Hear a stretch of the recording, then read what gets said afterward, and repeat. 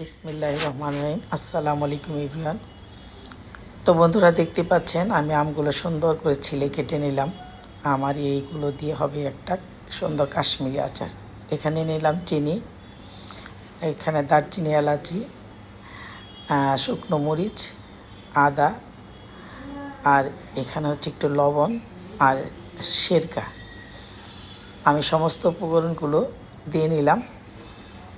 তো আমার আজকে কাশ্মীরি আচারে বেশ কিছু টিপস থাকবে। টিপসগুলো ফলো করলে ইনশাল্লাহ উপকৃত হবেন। তো বন্ধুরা, পুরো ভিডিওটা দেখবেন, ইনশাল্লাহ ভালো লাগবে। তো এখানে সিরকা আর চিনি দিয়ে দিলাম। সিরকা আর চিনিটা আমি পাশাপাশি দিলাম, জিনিসটা লক্ষ্য করবেন একটু। চিনিটা প্রথমে আমি যে বিষয়টা বলছি, আম যদি হয় 1 কেজি, চিনি হবে 1.25 কেজি, 1.5 কেজি হলে আরও ভালো। আমি সমস্ত উপকরণ আস্তে আস্তে দিয়ে দেব। আর আমি খুবই গুরুত্বপূর্ণ টিপসগুলো বলবো, একটু ফলো করবেন। অনেক সময় হয় কি, কাশ্মীরি আচার করতে গেলে অনেকের গলে যায়, অনেক বন্ধুরা বলেন। আবার অনেক সময় দেখা যায় একদম ফেনা দিয়ে যে পাত্রে করবেন সেই পাত্রে একদম ভরে যায়। কিছু কিছু ব্যাপার থাকে, এই ব্যাপারগুলো খুব প্রবলেমের সম্মুখীন হয় অনেক রাঁধুনি বন্ধুরা। তো আমার টিপসটা হচ্ছে, ফার্স্ট যেটা বললাম, যে চিনি সবসময় কেয়ারফুলি দিবেন। এই এই চিনির বিষয়টা হচ্ছে, যদি আম হয় আপনার 1 কেজি, চিনি হবে 1.25 কেজি অথবা 1.5 কেজি। তার মানে হচ্ছে আমের চেয়ে চিনির পরিমাণটা বেশি হবে সবসময়।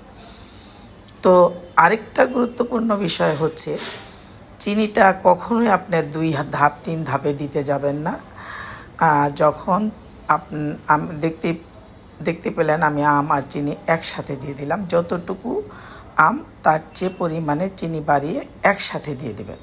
সেটা যদি আপনার আমটা পাকা পাকাও হয়, তবুও গলে যাবে না, একদম সুন্দর থাকবে। আর আমার আমটা একটু সুন্দর কালার এসছে, দেখতে পাচ্ছেন। সেই কালার আসা আম আমি চিনিটা একবারে দিয়ে দিয়েছি। এই যে হালকা ফেনা হচ্ছে, খুব একটা ফেনাও হবে না।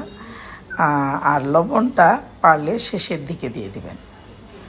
এই জিনিসগুলা ফলো করলে খুব একটা ফেনা হয়ে যে চিনিটা একদম আচারটা একদম ভরপুর হয়ে যায়, এটা হবে না। এই যে পুরো আচারটাতে আমার একটু ফেনা হয়েছে।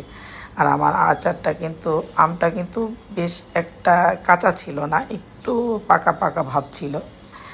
এই কালারের আম নিলে হয় কি, আচারের রঙটা খুবই সুন্দর হয়। দেখেন আমার আমটা একটা আমও গলে যায়নি।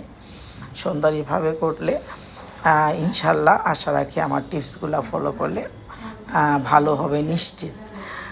তো সব বন্ধুরা ভালো থাকবেন, সবাইকে সালাম, আসসালামু আলাইকুম।